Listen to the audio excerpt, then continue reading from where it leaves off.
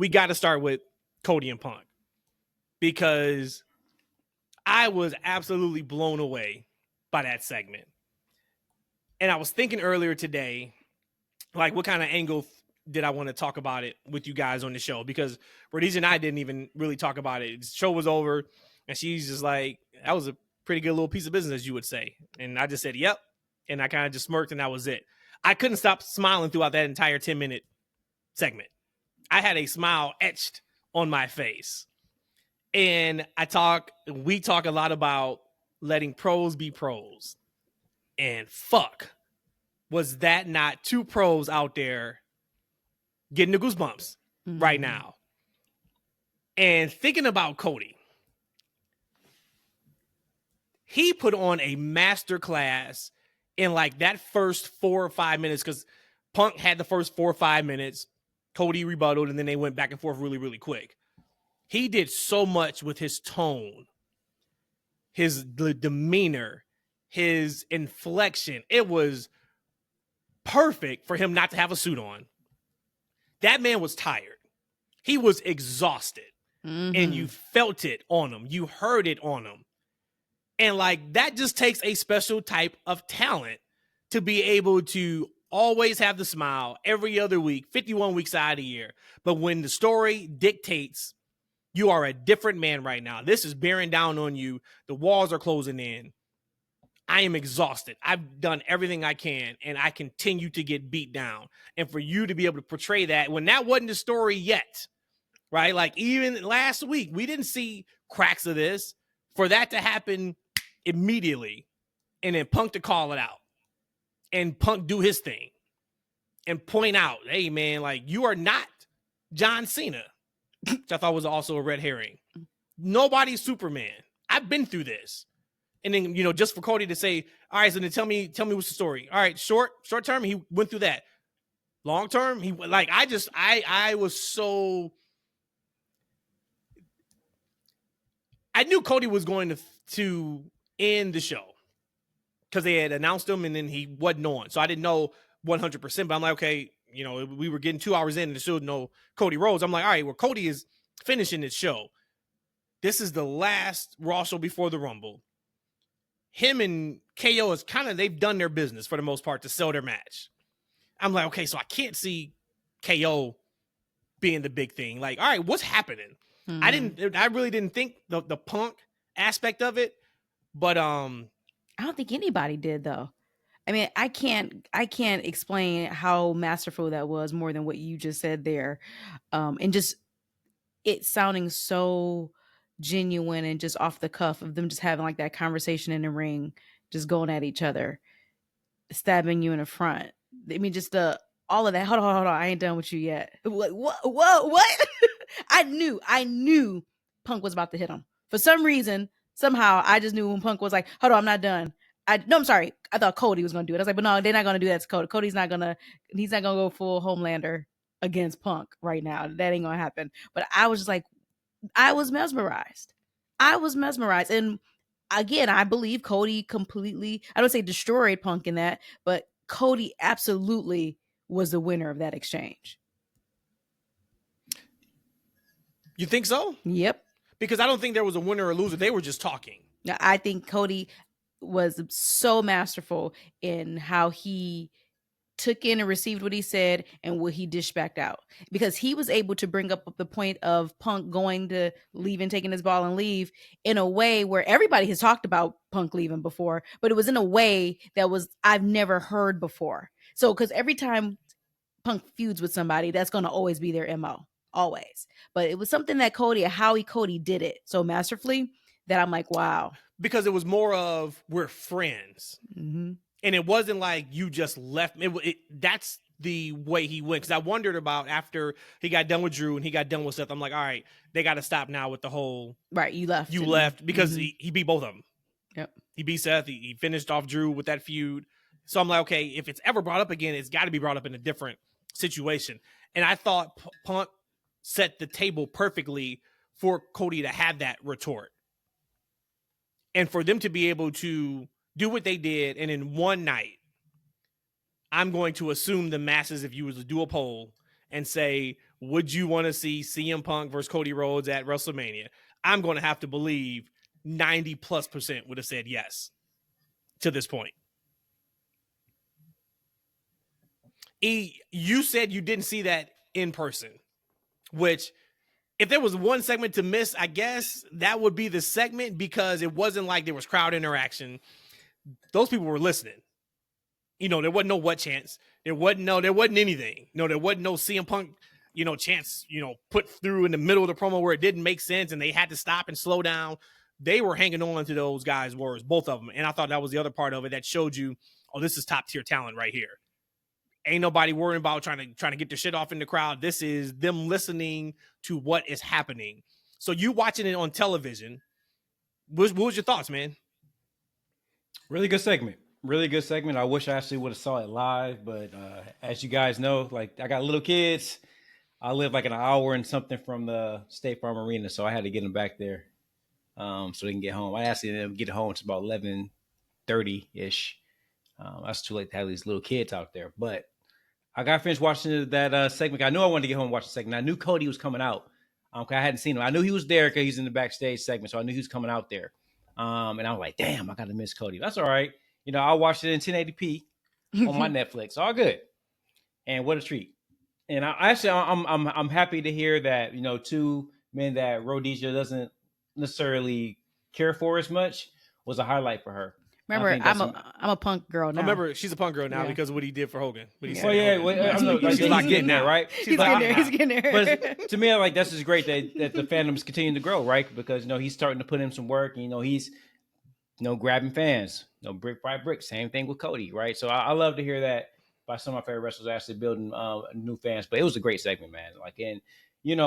Cody, he has another maybe program or at least a promo that he can kind of sink his teeth into. Because like the one thing I always appreciated with as Cody likes to get into characters. Like you think about his whole entire career, like a lot of his gimmicks he did before the American Nightmare, which I think is more of an extension of himself. He likes to get into characters, like, right? So right now he's kind of leaning into this, man, like everybody's coming for me. Like, right, I don't know who to trust.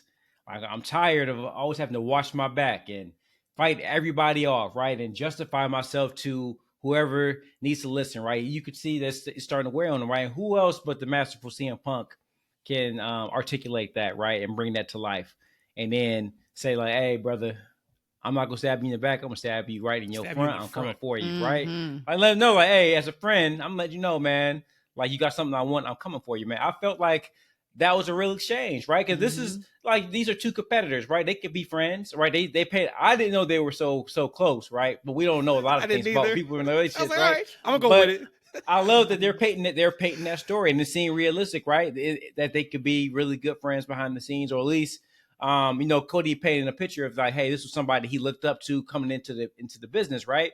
So it all kind of makes sense in the grand scheme, and for them to kind of go through like the different levels, and now CM Punk is describing what's happening to Cody, right? But and think about like Cody's demeanor into the segment, like, right? And this is kind of the inflection he used in some of his words and whatnot.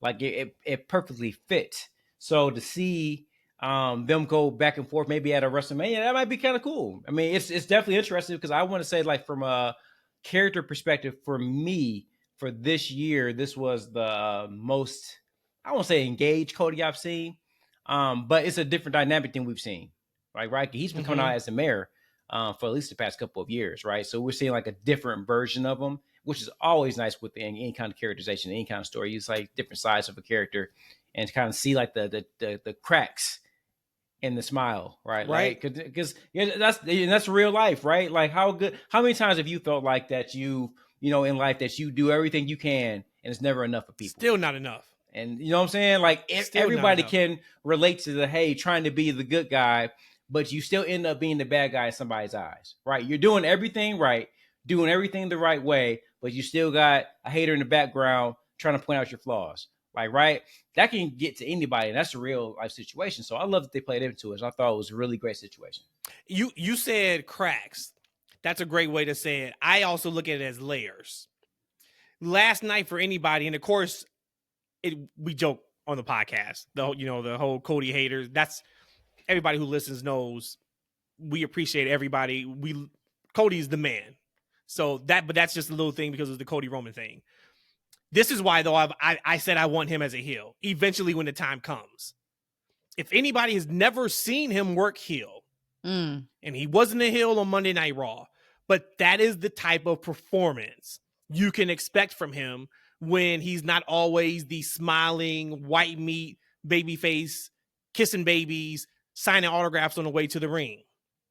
That guy right there, raspy voice, look of disdain at times in his eyes, the not even nonchalant attitude, but not the upright holding the belt with prestige and class. No, it is the guy that at times either he's an asshole. He's one of the better heels you're going to find in professional wrestling, just as he is one of the better baby faces that you're going to find in professional wrestling. But his heel work is incredible because that was a glimpse into where he could go.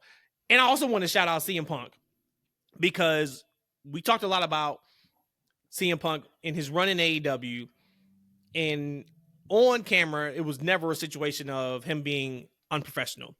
You can argue, of course, behind the scenes, brawl out. We've been down that road. No need to go down that road again. We know him and Kevin Owens are not friends.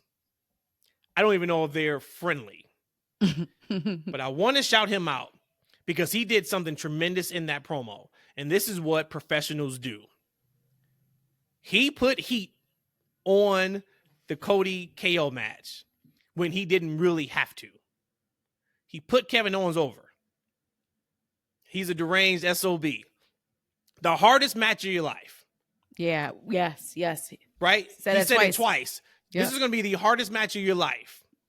And if you get past that, blah, blah, blah, blah, blah, blah. Punk, if he wanted to be an ass, he could have said some words where unless you really know and you really pay attention, he could have shit on that match and you wouldn't have thought anything of it. He could have easily said, because I know you're going to win on Saturday. And when you win on Saturday, I'll be here waiting for you. Nobody would have batted an eye. Kevin Owens is a heel. CM Punk's the babyface. Okay, that's fine. He didn't say that. He put that heat on Kevin Owens. I thought that was great. I also thought this is the first year, and we can talk about, we're going to do the Royal Rumble preview. We can talk about how poorly executed the build for the Women's Rumble has been. Because it's been absolute trash. It has. There's been no build, really. Mm-hmm. It's the complete opposite for the men's. In years past, when it was Vince, it was 2 to 3 guys, every single year that you knew were the ones that really had a shot to win the Rumble because they got the TV time, they had the stories, and everybody else is just fodder. This year ain't that. If we were not so deep entrenched into backstage and we just watched for what it is on television, if somebody to say, I don't know, guys, Sami Zayn's gonna win the Rumble, you would be like, well, that would make sense because they gave him 2 segments here, and the story with KO is this and that, and he's, haluva He's kicking. really a bad, he's a real bad guy. Yep. And KO just kind of like tapped him on the shoulder after he did it 2 times in a row. Okay, that makes sense. Somebody said the same thing about Drew McIntyre. Oh, that makes perfect sense. He had the segment with Paul Heyman, and he turned it around on Roman Reigns and CM Punk. Okay, cool. Same thing with Roman Reigns. Like, they have done a awesome job of utilizing this TV time. Jey Uso.